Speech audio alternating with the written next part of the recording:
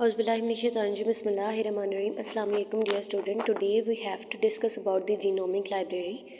Genomic library के बारे में बात करनी है। सबसे पहले आप देखें वर्ड बता रहा है genomic library stands for genome की लाइब्रेरी एक बनाई जाती है जिसके अंदर तमाम जीनोम जो है वो मतलब जीन्स जो हैं वो डाले जाते हैं। सबसे पहले हम पढ़ लेते हैं जीनोम किसे कहते हैं। A genome is a full set of gene of an individual. अगर हम किसी भी जानदार के तमाम जीन्स का सेट बना लें उसको हम कलेक्टिवली कहते हैं जीनोम। जीनोमिक लाइब्रेरी से मुराद क्या है। Genomic library is a collection of bacterial और बैक्टीरियोफेजिस कॉलोनीज।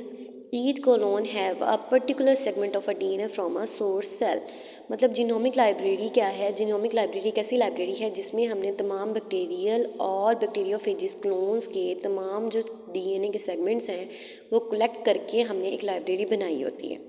अब प्रोसीजर क्या है, किस तरह से हम इसको लाइब्रेरी को बनाते हैं। हम सिंपल कोई भी ऑर्गेनिजम्स का डीएनए लेते हैं, कोई भी इंडिविजुअल लेते हैं, सैंपल लेते हैं, उसके डीएनए को हम छोटे छोटे स्मॉल साइज में पीसीज में कट कर लेते हैं by the help of resection endonuclease enzyme, जो कि हमने अपना प्रीवियस लेक्चर में रिकम्बिनेंट डीएनए टेक्नोलॉजी में डिटेल में स्टडी किया है। उसके बाद हम लोग क्या करते हैं, अपना जीन ऑफ इंटरेस्ट हम लोगों ने लिया या पर्टिकुलर डीएनए लिया, उसको हमने इंसर्ट किया इनटू आर वेक्टर। वेक्टर जो है वो हमने पढ़ा था कि वेक्टर दो तरह के होते हैं, प्लाज्मिड और बैक्टीरियोफेज।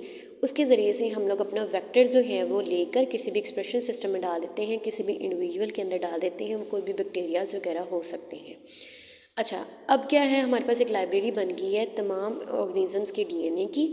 उसको हमने स्लाइस्ड अप किया हुआ एंडोन्यूक्लियस एंजाइम के ज़रिए से, और उस एंडोन्यूक्लियस एंजाइम के ज़रिए से काटने के बाद हमने उसको डाला हुआ है किसी भी वेक्टर प्लाज्मिड में, और उस प्लाज्मिड को उठा के हमने डाल दिया किसी भी बैक्टीरिया के अंदर।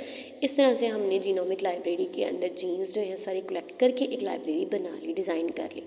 अब उस लाइब्रेरी में से किस तरह से हमने जीन को जो है निकालना है, ये डिटेक्ट करना है, इसके लिए हम यूज़ करते हैं एक अदद प्रोब।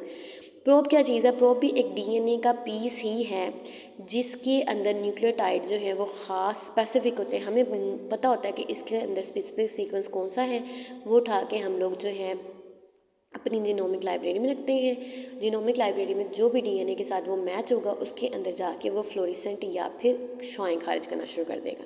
जैसे बता दिया कि आप probe is a single standard nucleotide sequence, एक सिंगल स्टैंड पे मुश्तमिल न्यूक्लियोटाइड का सीक्वेंस है जो हमें नोन होता है, जानते हैं हम, डेट विल हाइब्रिडाइज, जो हाइब्रिडाइजेशन शो कर रहा होता है सर्टन पीस ऑफ डीएनए के साथ, जिसके साथ उसकी बिल्कुल सेम टू सेम मैचिंग हो जाती है न्यूक्लियोटाइड की। अब इसका फंक्शन क्या है प्रोब का, use to search a specific gene from a library. ये स्पेसिफिक जीन को सर्च करने के लिए लाइब्रेरी से इस्तेमाल किया जाता है। A probe he is either a radio active और फ्लोरेसेंट। प्रोब हम मेनली वो यूज़ करते हैं जो रेडियो एक्टिव होते हैं, जो शुआएं खारिज करते हैं, या फ्लोरेसेंट एक चमक पैदा करते हैं। सपोज कर लिया कि हम लोगों ने एक पेट्री डिश ले ली है, उस पेट्री डिश के अंदर हमने जीनोमिक लाइब्रेरी से जीन उठा के डीएनए जो है उठा के डाल दिए। अब कैसे डालेंगे, इस पेट्री डिश के ऊपर सबसे पहले हम एगरोज जेल जो है वो बिछा देंगे। उसके अंदर हम लोग स्पेसिफिक जो भी हमने जीनोमिक लाइब्रेरी से डीएनए लिए हैं वो उठा के डाल देंगे। अब हम क्या करेंगे, कोई भी रेडियो एक्टिव प्रोब जो होगा वो हम इसमें डाल देंगे। जैसे ही प्रोब जो है इसमें से मूव करना शुरू कर देगा, मूव करते करते उसको जहाँ पे भी अपना सेम टू सेम डीएनए मिल जाएगा, मैचिंग डीएनए मिल जाएगा, वहाँ जाके वो हाइब्रिडाइजेशन शो करना शुरू कर देगा, और यहाँ से ये खास किस्म के रेडिएशंस या चमक जो है वो पैदा करना शुरू कर देगा।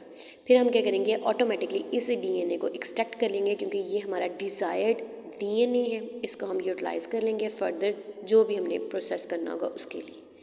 ओके, चल, अल्लाह हाफिज़।